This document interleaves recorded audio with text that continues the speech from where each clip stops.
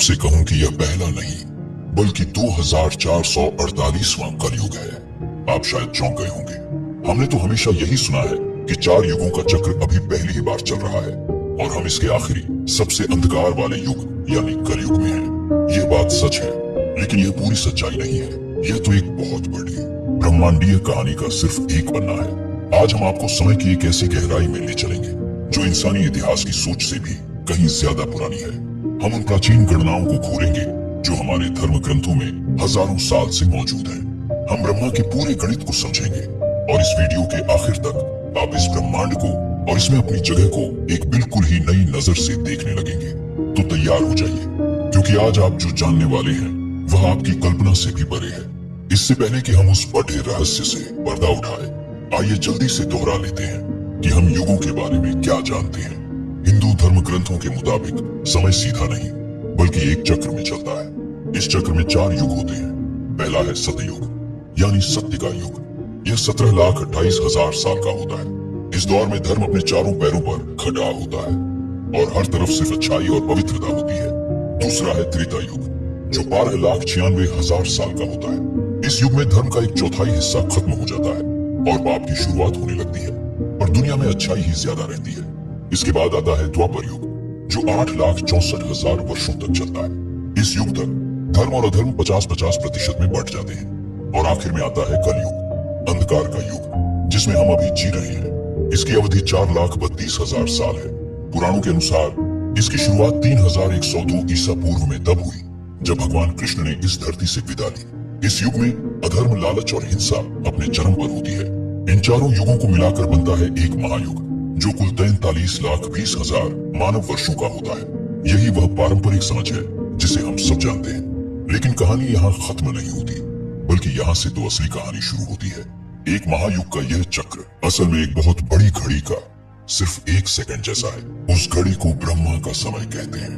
हमारे पुराणों में समय की एक ऐसी गणना दी गई है जो अविश्वसनीय रूप से विशाल है। इस गणना के केंद्र में है सृष्टि के रचयिता स्वयं ब्रह्मा।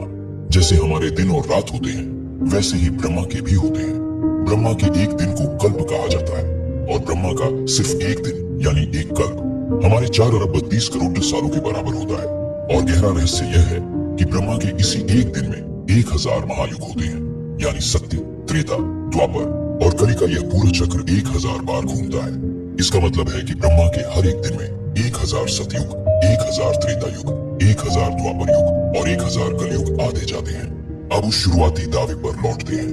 ग्रंथ बताते हैं कि ब्रह्मा की आयु 100 दिव्य वर्षों की है और हम अभी ब्रह्मा के 51वें साल के पहले दिन में हैं। इस मौजूदा कल्प का नाम श्वेत वाराह कल्प है। इसका सीधा मतलब है कि ब्रह्मा के 50 साल बीत चुके हैं। जरा सोचिए, उन 50 सालों में कितने कल्प आए होंगे और हर कल्प में 1,000 महायुग। अब बात करते हैं हमारे आज की। हम इस कल्प के 14 मनवंतरों में से 7वें मनवंतर में हैं, जिसे वैवस्वत मनवंतर कहते हैं। हर मनवंतर में लगभग 71 महायुग होते हैं और हम इस 7वें मनवंतर के 28वें महायुग में जी रहे हैं। तो गणित साफ है। अगर ब्रह्मा के 50 साल बीत चुके हैं और हर साल में 360 कल्प होते हैं और हर कल्प में 1,000 कलयुग, तो अनगिनत कलयुग पहले ही आकर जा चुके हैं। कुछ खास गणनाओं और व्याख्याओं के आधार पर यह दावा सामने आता है कि हम जिस कलयुग में जी रहे हैं वह 2448वां कलयुग हो सकता है। यह कोई सीधा साधा शास्त्रीय दावा नहीं है, बल्कि कुछ व्याख्याओं से निकली एक दिलचस्प गणना है। यह सूचना कि सब चीज बार बार होती है आपको हैरान कर सकता है, लेकिन हमारे ग्रंथों में एक ऐसा पात्र है जो इन चक्रों का जीता जागता गवाह है। उनका नाम है कागभूषुंडी। रामचरितमानस में उनकी एक अद्भुत कथा है।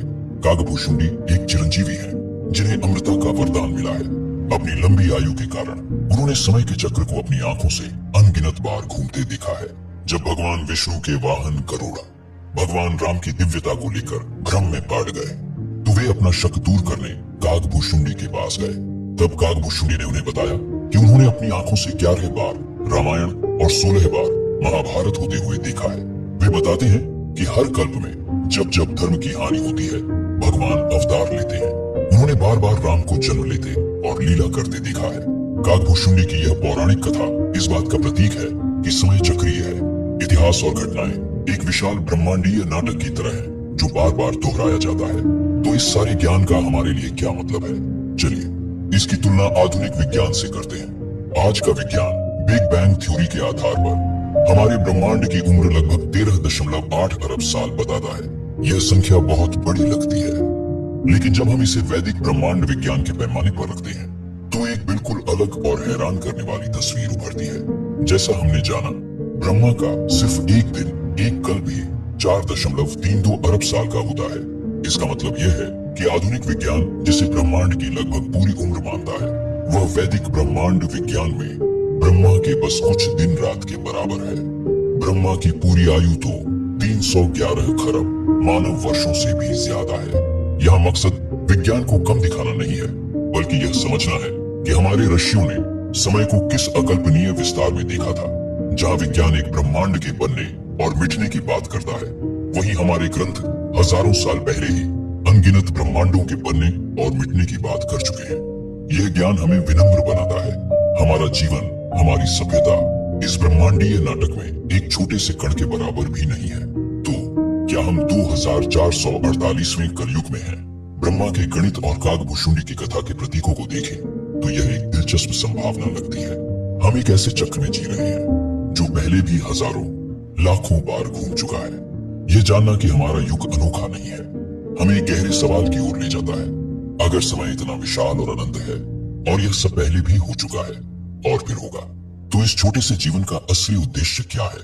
शायद इसका जवाब कर्म के सिद्धांत में छिपा है। शायद हमारा मकसद इस चक्रीय नाटक में अपनी भूमिका को सबसे अच्छे तरीके से निभाना, धर्म के रास्ते पर चलना और इस विशाल योजना में अपना सकारात्मक योगदान देना है। इस गहरे सवाल पर आपके क्या विचार हैं? नीचे कमेंट्स में हमें जरूर बताएं। अगर इस वीडियो ने आपको सोचने पर मजबूर किया तो इसे लाइक करें